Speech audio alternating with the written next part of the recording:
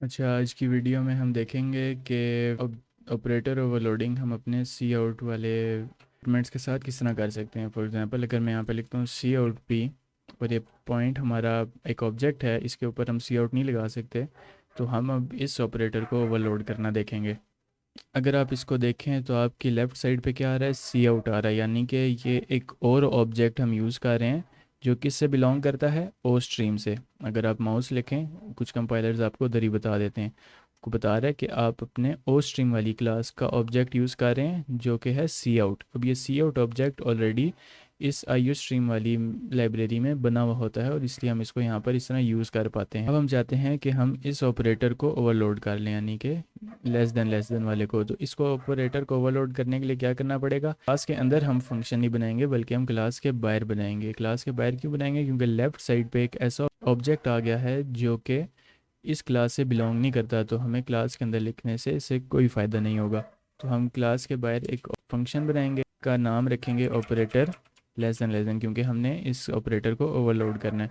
अब इसकी वैल्यू क्या पास हो रही है, इसको वैल्यू पास हो रही है हमारी पॉइंट ऑब्जेक्ट की, हम इसको भेज देंगे पॉइंट। और अब अगर आपने टिप्स वाली वीडियो देखी हो मेरी ऑपरेटर ओवरलोडिंग के लिए, उसमें मैंने आपको बताया था कि जब हमारे पास बाइनरी ऑपरेटर आ जाता है, ये भी बाइनरी ऑपरेटर है, इसकी लेफ़्ट साइड पे भी ऑपरेंड है, राइट साइड पे भी ऑपरेंड है। तो जब बाइनरी ऑपरेटर को हम ओवरलोड करते हैं किसी क्लास से बाहर, तो हमें क्या करना पड़ता है, तो इसको आर्ग्यूमेंट्स भेजने पड़ते हैं। एक तो आर्ग्यूमेंट हमने भेज दिया पॉइंट पी जो हमारी राइट साइड पे था, तो लेफ़्ट साइड पे कौन सा आर्ग्यूमेंट जाएगा, सी आउट, यानी कि सी आउट। अब ये सी आउट किस क्लास से बिलोंग करता है, इसके ऊपर माउस रखें, आपको नज़र आ जाता है ओ स्ट्रीम से बिलोंग करता है।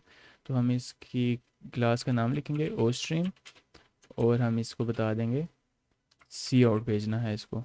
और इसको हम सी आउट को बाय रेफरेंस भेजेंगे, क्योंकि ये सी आउट जो होता है ये हमारा फाइल पॉइंटर होता है। ये जो हमारा आउटपुट वाली स्क्रीन होती है उसके ऊपर जो आपके पॉइंटर्स चल रहे होते हैं उनको ये मॉनिटर कर रहा होता है। तो हम इसको जब बाय रेफरेंस भेजेंगे, तो जैसे ही हम सी आउट करा देंगे अपने आउटपुट वाली स्क्रीन पे, तो वो जो अगली सी आउट वाली कमांड होगी वो उससे आगे चलेगी, ना कि उससे पीछे। तो इसलिए हमें इसको बाय रेफरेंस भेजना लाजमी होगा। अगर हम इसको बाय रेफरेंस भेज रहे हैं तो हमें इसको बाय रेफरेंस ही रिटर्न भी करना होगा। इसको हमने बाय रेफरेंस रिटर्न करा, इसकी रिटर्न टाइप भी बाय रेफरेंस होगी और इसको हम पास भी बाय रेफरेंस से करा रहे हैं। अब इसकी बॉडी में हम क्या लिखेंगे, इसकी बॉडी में हमने अब पी के जो एक्स और वाई वेरिएबल्स हैं उनको हमने डिस्प्ले कराना है, यानी कि सी आउट हमने कराना है। इस तरह करके हम एक सी आउट की बनाएंगे, P dot X comma P dot Y, और इस सी आउट को हम रिटर्न करा देंगे। बल्कि इसका नाम हम सी आउट नहीं रखते, हम इसका नाम ओ दे देते हैं ताकि हमें कन्फ्यूजन ना हो। हम इस ओ को रिटर्न करा देंगे। अब देखें, वो आपको कह रहा है कि पी डॉट एक्स आप एक्सेस नहीं कर सकते, ये आपका प्राइवेट डाटा मेंबर है। तो हम क्या करेंगे, ये जो हमने फंक्शन बनाया है इसको हम अपनी क्लास में फ्रेंड फंक्शन बना देंगे। अगर आपने फ्रेंड फंक्शन वाली वीडियो नहीं देखी तो आप वो भी जाके देख लें, फिर आपको समझ आ जाएगी।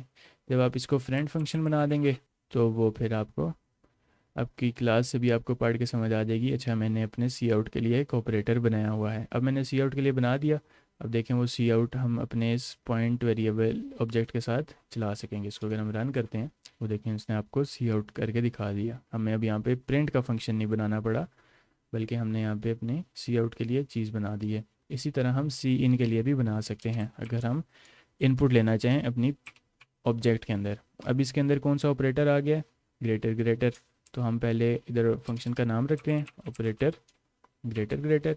अब ये बाइनरी ऑपरेटर है और इसको दो आर्ग्यूमेंट जाएंगे, एक आर्ग्यूमेंट जाएगा पॉइंट पी और दूसरा आर्ग्यूमेंट जाएगा जो सी इन क्लास से बिलोंग करता है। सी इन किस क्लास से बिलोंग करता है, बिलोंग करता है आई स्ट्रीम से। I stream at the rate of I, जिस तरह हमारा ओ स्ट्रीम जो सी आउट था वो जिस तरह हमारा एक फाइल पॉइंटर था, इसी तरह ये भी एक फाइल पॉइंटर होता है। तो इसको भी हम बाय रेफरेंस भेजेंगे। अगर हमने इसको बाय रेफरेंस भेजा है तो इसको रिटर्न भी बाय रेफरेंस ही कराएंगे हम। जब हमने इसको बाय रेफरेंस रिटर्न भी करा दिया, सॉरी इसका ऑपरेटर था हमारा नहीं, वो मैंने इसका नाम सही नहीं रखा हुआ, अब सही हो गया। अब हमने इसका फंक्शन बना दिया। अब ये जो पॉइंट पी हम इसको पहुंचा रहे हैं, ये हमें बाय रेफरेंस भेजना पड़ेगा। क्यों, क्योंकि हम इस फंक्शन के अंदर अब हम इनपुट जब लेंगे तो वो जो फंक्शन के अंदर आर्ग्यूमेंट आ रहा है इस वेरिएबल की वैल्यू बदल देगा। लेकिन हम अगर चाहते हैं कि जिधर से हमने फंक्शन कॉल किया है, यानी कि जिधर से हमने सी इन कराया है, वहाँ पर भी वैल्यू चेंज हो, इन दिस एग्जांपल हम मेन में से करा रहे हैं सी इन कॉल, तो इस वाले पी की भी वैल्यू बदलनी चाहिए। अगर हम इसको बाय रेफरेंस कॉल नहीं करेंगे तो फंक्शन में वैल्यू बदलेगी और उधर ही ख़त्म हो जाएगी। अगर हम चाहते हैं फंक्शन में जो वैल्यू बदल रही है वो हमारी मेन में भी बदले, तो हमें इसको कॉल बाय रेफरेंस करना पड़ेगा। जब हमने कॉल बाय रेफरेंस कर दिया, अब हम यहाँ पर सी इन करवा सकते हैं। सी इन किसके लिए कराना है? पी डॉट एक्स के लिए और पी डॉट वाई के लिए। हम कर देंगे सी इन पी डॉट एक्स और पी डॉट वाई। सॉरी, इसको हम आई रख देते हैं क्योंकि जो इसको वैल्यू पास हो रही है वही यूज़ करेंगे, और इस आई को हम रिटर्न करा देंगे। अब इसके साथ भी वही सेम इशू है कि आप डॉट एक्स को यूज़ कर रहे हैं, डॉट वाई के जो कि प्राइवेट मेम्बर्स हैं, तो हम इसको भी एक मेंबर फंक्शन बना देंगे।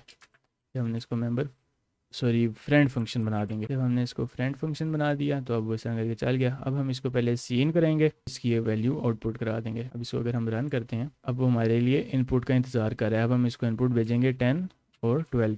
अब वो आपको 10 और 12 उसने आपको आउटपुट करके दिखा दिया। इसी तरह आप अपनी क्लास के साथ भी ये वाले ऑपरेटर्स ओवरलोड कर सकते हैं।